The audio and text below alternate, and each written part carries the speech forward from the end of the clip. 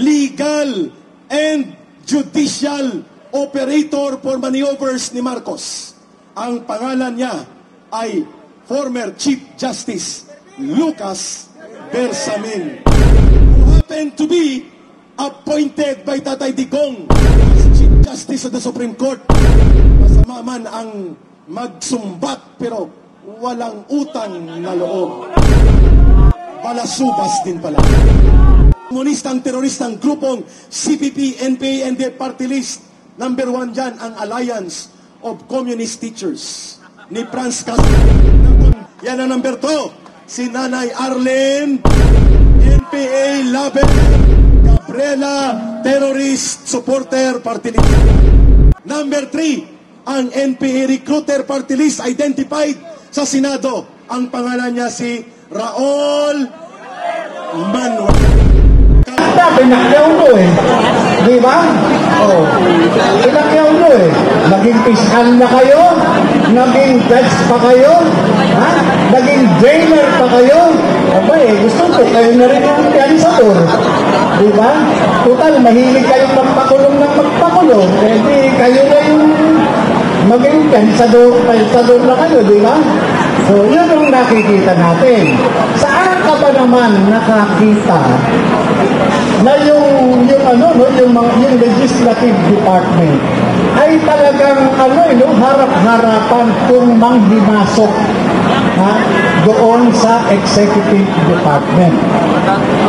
Legislatura, legislator, diba? Tagapaggawa ng batas. Bakit gumaganap ka bilang isang kagawad ng DSWD? Diba? Yung mga tumutulong sa mga sa mga tao, yung mga nagbibigay ng ayuda, di ba ito ay trabaho ang Supreme Court ng anonymous or bogus na disbarment complaint. Klarong-klaro. At sino po ang legal and judicial operator for maneuvers ni Marcos? Ang pangalan niya ay former Chief Justice Lucas Bersamin, who happened to be appointed by Tatay Digong as Chief Justice of the Supreme Court. Masama man ang magsumbat pero walang utang na loob. Balasubas din pala. Siya ang may kapasidad dito para gumawa ng maruruming laro sa korte, including sa Korte Suprema.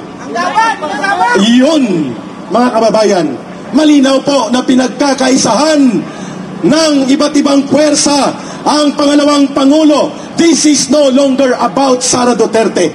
This is about decency and dignity in our government service, kung saan ang pangalawang pinakamataas na halal ng bayan na pangalawang Pangulo ng bansa, elected by the more than 32 million Filipino voters, ay hindi kinikilala ni isa mang katiting na protocol of courtesy or respect to the office, not even to the person. Bisan sa opisina na lang niya.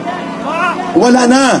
Ngayon lang ito natin nakita kasi ang purpose nila ay i-pressure si Sara Duterte na mag-resign, umuwi ng Davao at umiyak at lumuhod at manikluhod. But we will not allow that to happen. Ang taong bayan ang nagbigay ng mandato at otoridad kay Sara Duterte mula sa isang halalan na popular na nilaukan ng milyong-milyong Pilipino. Taong bayan lang ang pwedeng magbawi ng totoong kapangyarihan na ibinigay kay Sara Duterte. Not even ang mga buhaya at mga mandarambong na mga kongresistang alipores ni Martin Romualdez, lalo na ang mga kriminal at teroristang grupo ng komunistang teroristang grupong CPP, NPA, and the party list. Number 1 dyan ang Alliance of Communist Teachers ni Franz Castro, na convicted criminal sa child abuse sa RTC Tabao, Tagum del Norte. At ito ay may kulong na 4 na taon hanggang 6 na taon. Subalit, hindi pa siya nakukulong dahil under appeal daw ito, kasama kay sa Toro Campo. Pangalawa, na operatiba nila at binabayaran ng milyon-milyon maliban kay Franz Castro na aktibo na infiltrador ng gobyerno sa pamamagitan ng party list na binuo namin sa Communist Party of the Philippines, sa New People's Army, sa NDF ay ang NPA lover party list na Gabriela. Si Arlene Brosas na sinabihan ni Pangulong Duterte, huwag mo akong piliting sumagot ng yes or no. You are not an investigator. Yan ang number 2. Si Nanay Arlene, NPA lover, Gabriela, terrorist supporter, party list nila. Yon, Arlene Brosas. Number 3, ang NPA recruiter party list identified sa Senado. Ang pangalan niya si Raul Manuel, kabataan NPA recruiter party list. At alam niyo ba na itong mga nagsusulsul na magkaroon ng kaguluhan sa ating bansa at gamitin ang oportunidad ng pagiging ganit sa kapangyarihan ng Romualdez faction, Marcos Romualdez faction, walang iba kundi ito sila nakikinabang. Bakit? Kapag nagkagulo, nagbanggaan at namusdok at lumubog ng tudo-tudo ang ating ekonomiya, magkakaroon ng epekto sa kabuhayan ng mamamayan. At kapag lugmok ang ating ekonomiya, ang mamamayang Pilipino ay pwedeng mag-alsa. At sino ang gagatong sa kanilang pag-aalsa? Walang iba kundi ang naka-standby na mga government infiltrators and urban operatives ng CPP, NPA, NDF.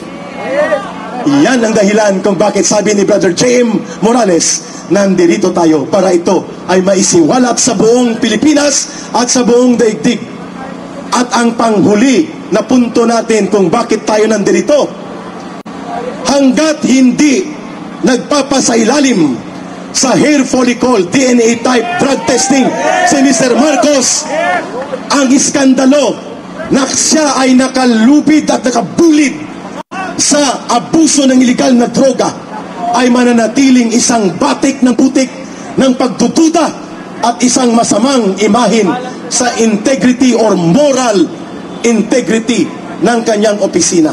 Yan ang punto de vista ni Tatay Digong Duterte. If you are the Commander-in-Chief of the Armed Forces of the Philippines, including the Philippine National Police, dapat ikaw ay nasa maayos na pag-iisip. You should be in sound mental state and mental capabilities to discharge the functions of the Commander-in-Chief.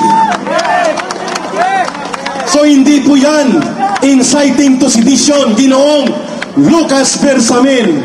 It is very wrongful to assume on the part of a former Chief Justice, nakakahiya na ako na hindi naman nag-aral ng abogasiya, kundi nag-aral lang ako sa Universidad ng Lansangan at sa Universidad ng Buhay ng Mamamayan, ay nakikita ko na hindi yon ang intensyon ni Pangulong Duterte na manulsol ng pag-aalsa ng Armed Forces of the Philippines. Ang kanyang layunin ay pukawin ang konsyensya ng Armed Forces of the Philippines if they can still stand by their Commander-in-Chief when there is a very gross and very anomalous and scandalous existence of an issue of drug abuse involving the President.